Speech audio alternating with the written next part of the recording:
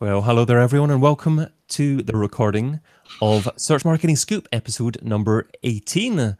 We are going to be starting the proper podcast fairly soon. Of course, it's a live stream, it's a video, it's not a podcast yet, but it's going to be a podcast. You'll be able to download this episode or subscribe to Search Marketing Scoop to download the episode very soon within iTunes, Apple Podcasts, or whatever your favorite Android podcast app happens to be. So, but if you're here, hopefully you prefer the live stream, you prefer to interact, you prefer to see our wonderful faces. So it's good to see you if you happen to be here on our live stream. If you're here on our live stream, say hi in the chat. Why don't you share where in the world you happen to be watching us from? It's always good to know a little bit about the audience. But in the meantime, you can also maybe have a think about what you've been up to over the last week or so. Is there anything that you've been doing that has been impacted by news stories or blog stories that you've seen out there?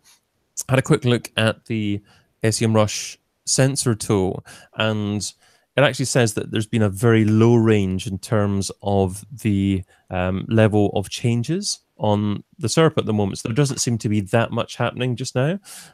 As you can see, going back to September the 11th, there was a lot of flux going on there. The beginning of September there as well, September the 20th. But there doesn't seem to be a whole lot going on at the moment in terms of changes to different rankings. But you might have experienced something slightly differently. Stephen Williams in Denver, Colorado, welcome. Great to have you on board and watching as a live viewer. If you're one of the other live viewers that I know are watching, go and tell us a little bit about you and where you're from and what you actually happen to be doing at the moment. We've got a couple of wonderful guests that we're going to share with you very soon when I do the proper podcast introduction. There's no point in introducing them twice, and you'll get that introduction very, very soon indeed. So if we're not going to get too much more interaction in the chat just now, I'm sure we're going to have just a few more people start to join us. Thank you again for watching us live, but of course, you'll probably be consuming this as an audio podcast as well at some point in the future. So what I will do, Jamie Coombs from Vermont. Hello, Jamie. Thanks for tuning in. So I'm going to click the audio record button that I've got in front of me here. I'm then going to click on the fancy theme music that we're going to be recording as part of the podcast and start on the introduction. What is the topic layer in Google's answer boxes? Is the future of search discovery? Amazon is now the #3 digital ad platform in the USA. And Google want users to be logged in everywhere. Broadcasting live in the Semrush YouTube channel, this is Search Marketing Scoop, the Semrush show that brings together the top PPC and SEO folk to discuss the current search headlines and how they impact you. Hi, I'm your host, David Bain. Let us meet today's guests. So first up, a podcasting pro and co-author of The Art of SEO. Welcome to the Scoop, Stephan Spencer. Hey, thanks for having me. Hey, thanks so much for joining us, Stephan. And next up, an author, speaker, and expert in paid search advertising. He is the owner and CEO of FMB Media. Welcome, David Shetela. Thank you, David. Hi, everybody. Hi, David. Thanks so much for joining us with such a wonderful first name as well. Truly. So let's go back to Stephan for story number one, and that is, what is the topic layer in Google's answer boxes? So Google talked about the topic layer at a recent event, but Stephan, what is it? Yeah, so first of all, we need to distinguish the knowledge graph from the regular search results, because the topic layer is part of the knowledge graph. And some people mistakenly think that the organic results are being fed by the knowledge graph, but the knowledge graph is a completely separate thing.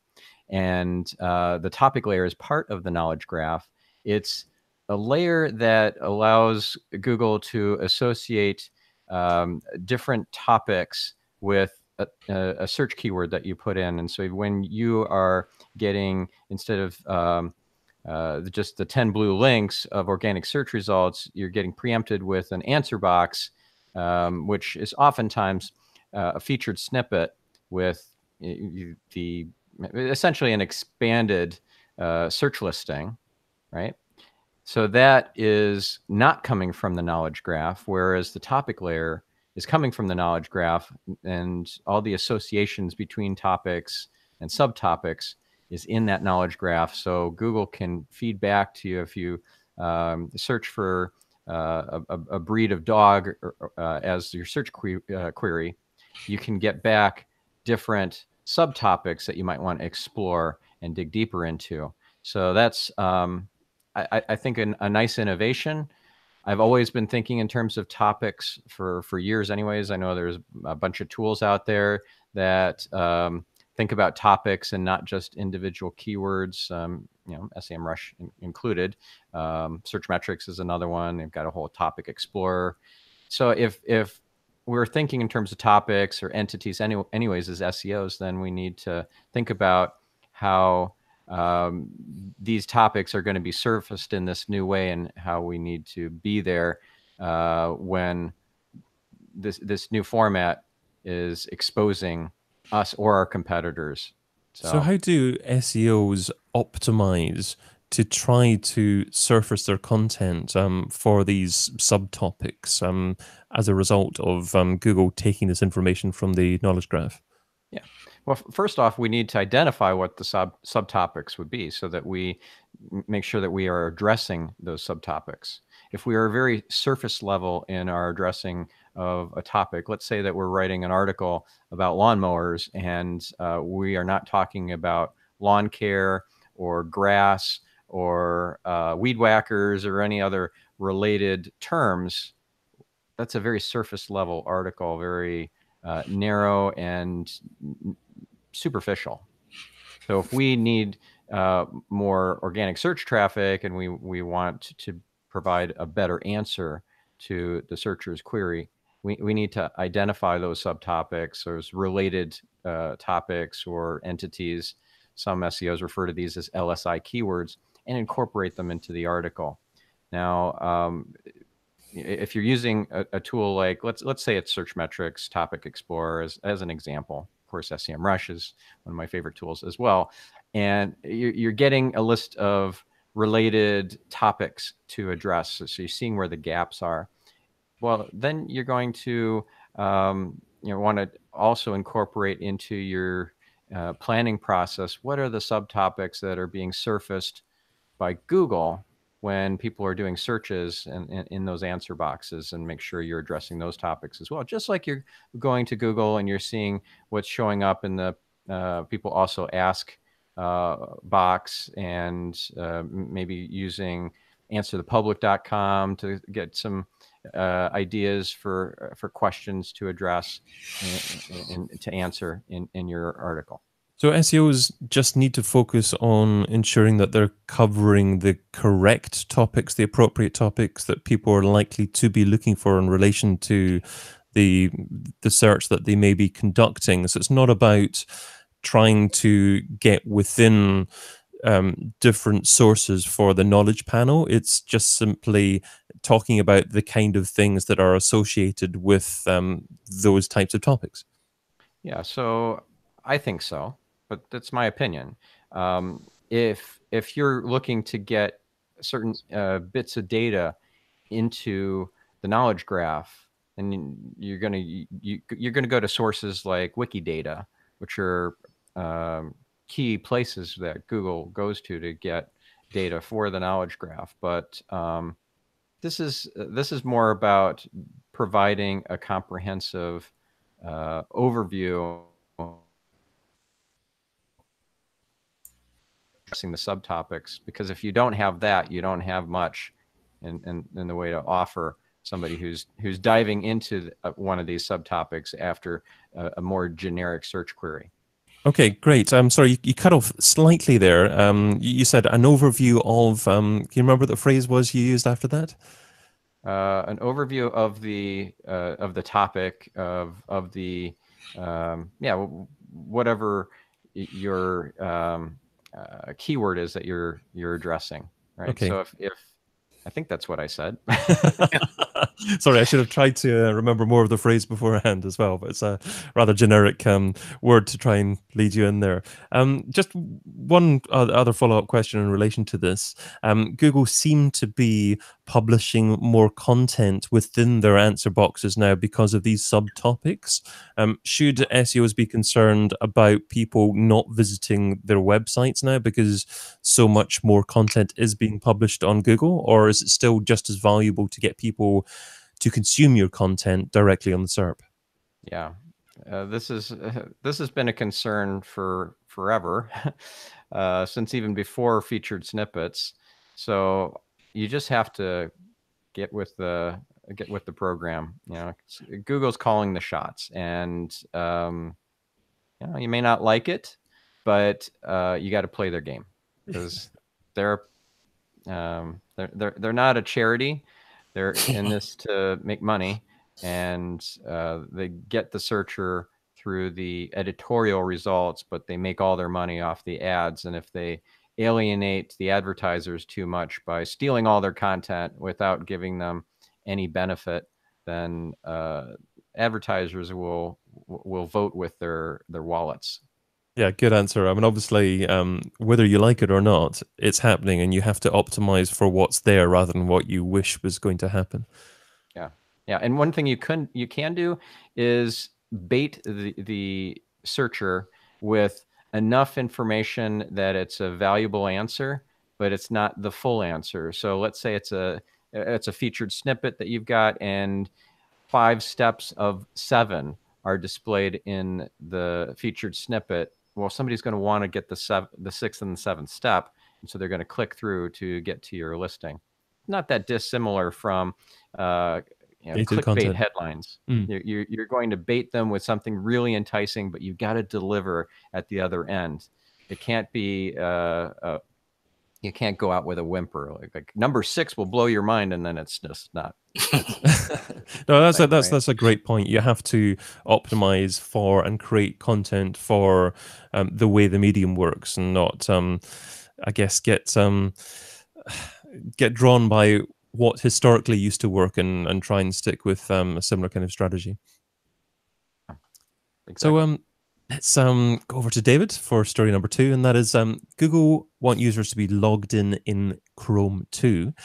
So on the face of it, this isn't a paid advertising story, but it certainly impacts paid advertising. So David, what's this one all about? Well, really, Google wants to make sure that Chrome users are taking advantage of one of the best features of Chrome, which is the ability to share settings across Chrome sessions and across Chrome machines that are running Chrome. So, for example, if you have search history in your browser on your desktop machine, it's often very useful to have that same search history available when you're doing a search on your handheld device. So if you're logged into the browser, that kind of a sync is possible, a synchronization. If you're not logged in, then you don't get that benefit. Another example is when you're logged into the browser, you're able to share autocomplete information. So if you're filling in a form on your handheld device, and you're logged into the browser, and you also entered in autocomplete information in your desktop browser, then you'll be able to use the same autocomplete information in your handheld device. So to me, that's an advantage of the browser, and one that I suspect, I don't have any data for this, I'm not sure anybody does, but I suspect that there are that a minimum of people are aware of the fact that logging into the browser as a separate action from logging into an account can be beneficial to them, especially if they're using multiple devices, Chrome on multiple devices. So it's a win-win. It's a win for people using the platforms because they get a more seamless experience. Yep. And it's a win for advertisers because they get to know more about who has visited their site on the desktop and decided to make a purchase on a mobile device, or that's correct. Target them then, yeah. So we can obviously see why Google decided to get into the browser market. It's becoming integral to follow users effectively. What does it really mean strategically for paid marketers? What do paid marketers need to be doing more of to take advantage of this data? Well, I'm a huge proponent of Google Display Network advertising. And the information that's collected about users and their behavior and the sites they visit and the time of day that they perform buying actions, for example, that information is available or can be used by Google to create audiences that can then be targeted by advertisers. So, for example, Google has figured out, and this is a little bit of Google magic going on, so I can't explain the algorithms behind it, but Google has figured out how to predict that an individual will make a future buying action, and specifically what product or service they're likely to buy in the future. This is called a custom intent audience, or a custom affinity audience, and Google uses as signals all of the information that they aggregate from this watching the browsing activity. By the way, that browsing activity can take place on other browsers besides Chrome, so it's not just Chrome that's feeding this information into the pool of data that Google has about an individual. So the short answer to your question is that digital advertisers are happy whenever there is more information collected about individuals that can inform the advertiser about what kind of an audience they can put together to target for their clients or their advertisers. Following on from what you were saying about custom intent audiences, it's probably worthwhile continuing our discussion from episode 17, last week's discussion, when we were talking about the future of keywords and how important it was to just focus on keyword targeting, or to trust Google and other advertising networks just to make the decision on their behalf. Are we, from a paid targeting perspective, seeing the end of keyword targeting at some point in the future? I don't think so. I think that people indicating their interest or their need via words is something that is not apt to go away. In fact, with the kind of explosion of voice search going on, I think that there will be more and more people expressing a need and using more words, longer search terms, to kind of elaborate on what they're looking for. So I think that people that predict the end of keywords are kind of conflating two different things. One of them is the use of keywords in a search browser. The other one is the definition of audiences for the purposes of either directing display advertising their way, or augmenting their keyword bids by saying to Google, if the person doing the search is a member of this audience, bid a little bit higher so that it's more likely that my ad will appear in a higher position, and I'll capture this person that I, the advertiser, have determined is a better prospect for my product or service.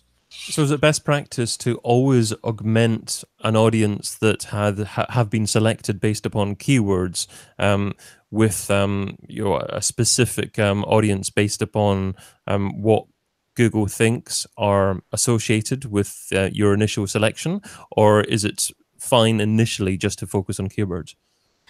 I think it's fine initially to just focus on keywords, but the smart advertisers are augmenting their keyword bidding strategy by layering in these audiences, the most obvious of which is a remarketing audience. So it's become standard, not just best, but standard practice for advertisers to say to Google, by using what's called remarketing lists for search ads, say to Google, when the individual doing the search has already visited my site once by virtue of the fact that they're on this remarketing list, bid a little bit higher so that my ad will appear more prominently and therefore it's more likely that this individual will see my ad and choose my product or service over my competitors. There's quite a lot of discussion going on in the chat at the moment. William Rock talking about exact match campaigns. It may be just topic or product focused versus keywords, but he's also talking about it will be key to work with your negative keywords. Are negative keywords essential to have in every campaign? Oh, I think so, yes. For every search campaign, for sure. Great. Okay. JL Faverio saying, I wonder if there's an article about really long tail keywords originated by volume seen within voice search. Stephan, have you seen any source of keywords in relation to what people are using for voice searches? What are you asking again? It probably wasn't phrased as good as possible, so I will try again. So in relation to voice search, obviously people use longer phrases, people use different phrases. Is there any source of those keyword phrases that people use for voice search that's available to SEOs? Oh, that's a great question. I don't know of one. All the tools that are getting, or most of the tools that are getting question-based keywords that you might have heard of, like answerthepublic.com or Moz Keyword Explorer, where you can choose the option of our questions, Uber Suggest. Believe all of these tools are pulling from Google Suggest. So, or at least, yeah, Uber Suggest is, of course, Answer the Public is, keywordtool.io is, yeah. So I don't know if there is a source coming soon, but I certainly don't know of one that's out and available now that can get voice-only search queries. Yeah, William's saying in the chat, question. I use Answer the Public. I certainly use Answer the Public as well. It's a great source for these long tail type keyword phrases, but obviously they create these phrases by adding why, what, how to common keywords to augment, to extend what Google are including in the suggestions at the bottom of the search. Yes, and they're pulling they're pulling fully from Google Suggest. So that's their only data source. Exactly. So it's not necessarily the same as how you'd phrase things from a voice search perspective. Correct. Okay. Well, I know we've just heard from Stephan there, but let's go back to Stephan for story number 3, and that is the future of search discovery. So Google are starting to drive users to a place where you can discover more information, more new information and inspiration with no search query actually required. So Stephan, what is this place? Okay. So I have some strong opinions about this. I think that Google's being evil here, frankly, with competing with Facebook's news feed and trying to get us down a non-productive path. And this is not about discovery. This is about addiction. I actually have removed my Facebook app and even LinkedIn app from my phone. And I'm not going to get in the habit of discovering within the Google app, because that is the way to just destroy your productivity. You need deep work, especially in this day where it's all about distraction, and all the big companies, Facebook, et cetera, are employing casino engineers essentially to maximize our addiction. And this is not good. This is not to our benefit, and it's not going to give us what we're looking for in terms of the journey, getting us kind of preempting our search query with, oh, well, maybe it's this stage in your wedding planning. Let me surface this for you. Let me help you with that. That's a whole other thing, and Discover is nothing like that. Discover is their game at competing with Facebook and getting you addicted to their feed instead of to Facebook's, and it's not going to work. Facebook is king in that regard, but I see a new future here eventually where it's a personal SIM, and whether it's Google that provides this or it's another service, a personal SIM, and I'm going to refer to a great article series, a 5-part series from John Smart. There's it's amazing. It's on Medium. It's medium.com/ at John Smart, and then find the 5-part series about personal SIMs and how this is going to revolutionize our lives. And imagine the very best possible assistant that you could have employed for you. Like, I have virtual assistants working for me. I have several of them, and they're human beings, and they're very good. And imagine an AI that's even better than a human at some point at those tasks of that you would give to a VA. That's what's coming, and being able to kind of delegate stuff to your personal SIM, like you can do today to a virtual assistant or to an executive assistant. So that's what I'm excited about. I think this is a kind of a evil step in the wrong direction to get us addicted, but I think the end game is something more along the lines of what I just described. Wow. Okay, I didn't want to jump in at all there because a lot of strong thoughts, but a lot of deeply considered thoughts there as well. So thanks for sharing them. But you do have some support already. Kristen Drysdale saying 100% agree about distraction destroying productivity. Yeah. There's this thing called the, what is it called? Attention residue. That's the name of it. Attention residue. It's a real thing proven by science that when you just check your phone for 2 seconds, or somebody disturbs you and knocks on your door and says, "Got a minute?" And you're like, "No, I don't, but what is it?" Real quick. That destroys your productivity for, on average, 25 minutes. Wow.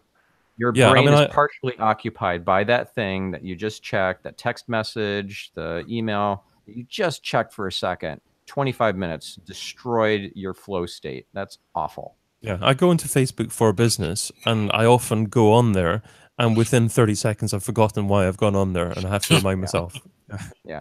What it's intended to do. So I'm a productivity geek, and this is antithetical to productivity. It's supposedly to our benefit, Discover and news feeds in general and all that, and it's not. It is an addiction. So can you see a consumer backlash and a lot of people deciding, actually, I don't want to be spending time on these platforms, or are these style of platforms and content delivery here to stay? Well, they're here to stay, unfortunately. Most people are not that aware, frankly, sadly. Hopefully, there'll be a mass consciousness shift and a kind of an awakening.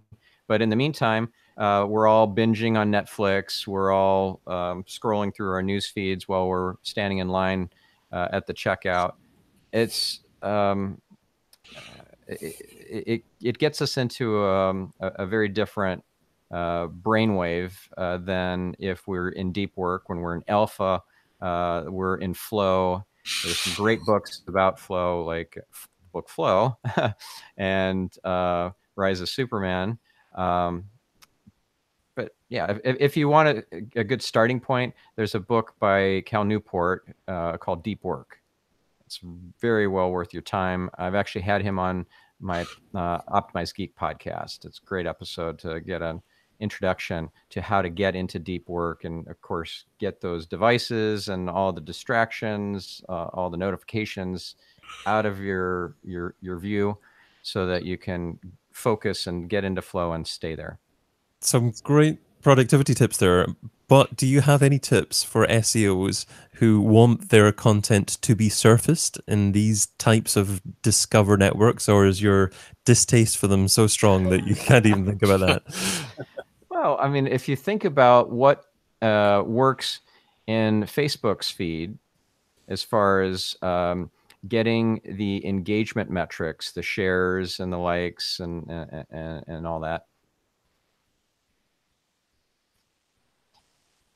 to what you're doing in terms of Google, that should work quite well for you. So for example, let's say that you write a headline that is keyword rich, but it's not super compelling, or maybe it gives away too much in the headline, you haven't held back a little bit. There isn't any intrigue or mystery or cognitive dissonance or some surprise and delight left in that headline. So I'm not going to end up clicking. The engagement signals aren't going to be there, therefore, so you won't perform well in any news feed, whether it's Facebook, LinkedIn, or Google's Discover.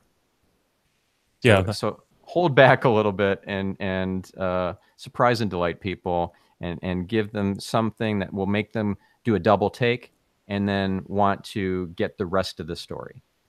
Yeah, that's a great tip there. I think if SEOs are involved in suggesting what headlines content writers should be producing, then the SEOs should probably also study traditional copywriting and those kind of tips, as you say, to actually delight people and entice people to click and read a little bit more. Yep. Let's go into the last story. So that is to David. And according to eMarketer.com, Amazon is now the third biggest digital ad platform in the USA. So David, that crept up on me a little bit. Are Amazon ads only for those who sell products on Amazon?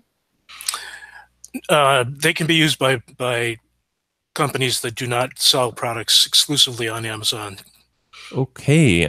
So does that mean that there are many advertisers out there using Google Ads and other networks that aren't using Amazon and absolutely should be using Amazon? I believe so, yes. And I'll give you some examples. There are very few kind of B2B-ish advertisers on Amazon and products on Amazon.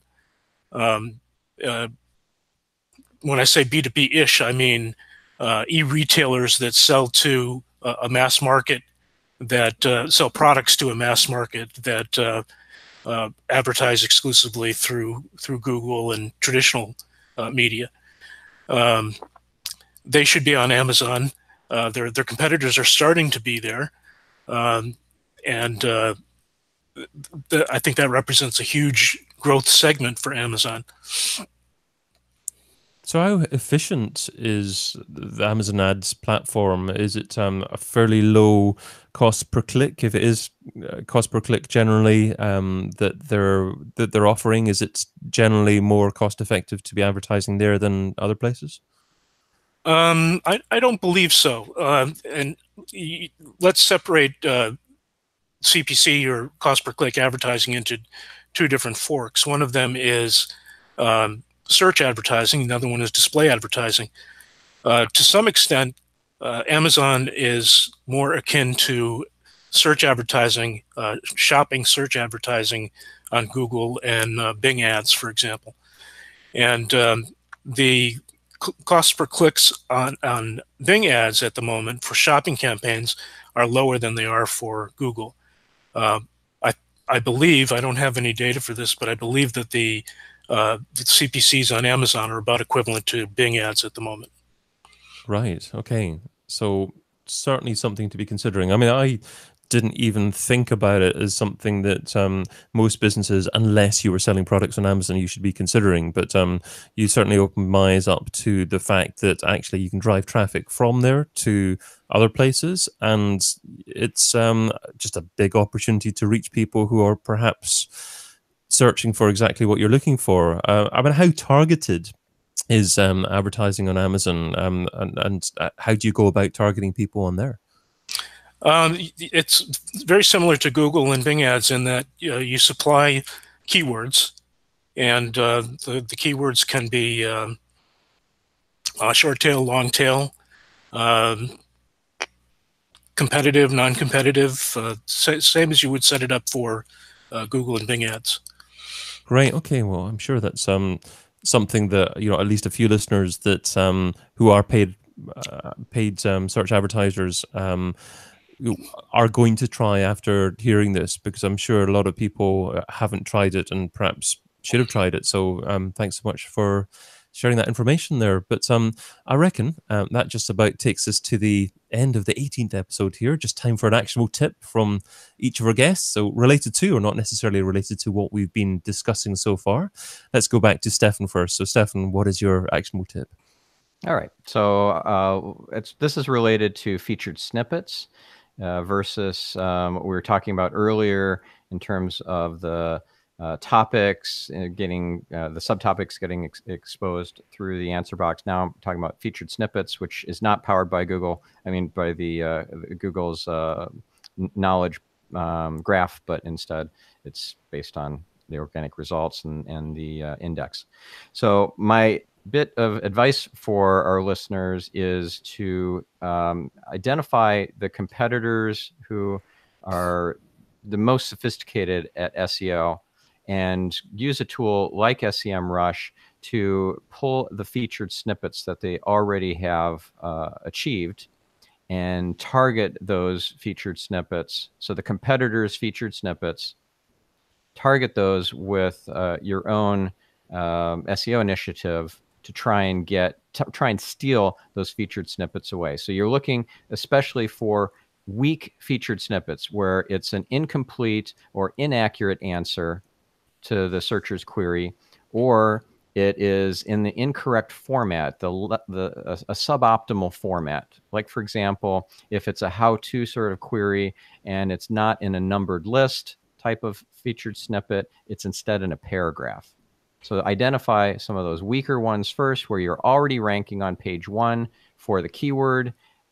You could provide a better, more concise, more accurate answer in the correct, most optimal format. And you can oftentimes steal a lot of featured snippets away from your competitor. And all you have to do is go into Semrush, put in your competitor's domain, and go to Organic Research tab, and then click on featured snippets over in the right-hand column. So it's that easy. I wrote about it in Search Engine Land in an article about, 12 months ago. So check my column, searchengineland.com. And if you want more of these sorts of tips and stuff, I've got some great freebies at marketingspeak.com/scoop. Created some free gifts for your listeners. So that's my tip. Lovely, and really actionable, and very pertinent for what is happening in SEO today. Obviously, feature snippets feeding into voice search as well. So great tip. And marketingspeak.com/scoop, you said, Stephan. Yep, that's it. Superb. And you also find Stephan over at stephanspencer.com. Over to David. David, what is your actionable tip? My tip is for local advertisers. Actually participated in another Semrush webinar yesterday where we were talking about local advertising and how challenging it is, especially for small local businesses that have to compete with large regional or even national businesses, where the keywords in search advertising are just cost prohibitive. I hate to be a small town lawyer trying to bid on legal terms where the CPCs can be in the tens of dollars or even hundreds of dollars. So the tip is definitely take advantage of the Google Display Network, especially with audience targeting like custom intent targeting, custom affinity targeting, other kinds of interest targeting, and placement targeting. A lot of local advertisers don't realize that they can place their ads on local media sites, TV stations, radio stations, newspapers, magazines, and even national media sites like Wall Street Journal and the New York Times. So definitely go where your competitors are not, which is largely the Google Display Network, and pay a fraction of the cost for clicks that you would pay for search advertising. More wonderful, actionable advice that is hyper-specific and very relevant indeed for now, for 2018. So thanks so much, David, for sharing that. My pleasure. Great. You can find David over at fmbmedia.com. I've been your host, David Bain. You can also find me over at digitalmarketingradio.com. We will be recording the next episode 19 of Search Marketing Scoop at the same time, same place, the Semrush YouTube channel, on Wednesday the 3rd of October, in 1 week's time, when my guests are scheduled to be James Savaboda from webranking.com and Elliot Kemp from hannapinmarketing.com. In the meantime, thanks not only to David and Stephan for this episode, but also to you for tuning in. If you like what you heard, subscribe to the audio podcast if you are not already. So head over to searchmarketingscoop.com and find the link there to your preferred flavor of podcatcher, whether it's Apple, Android, or something else. If you're already a Search Marketing Scoop Audio Podcast subscriber, remember to tell us what you think. A rating and review inside your podcast app would be very much appreciated indeed. But until next time, be fantabulous and do one thing that scares you. Adios.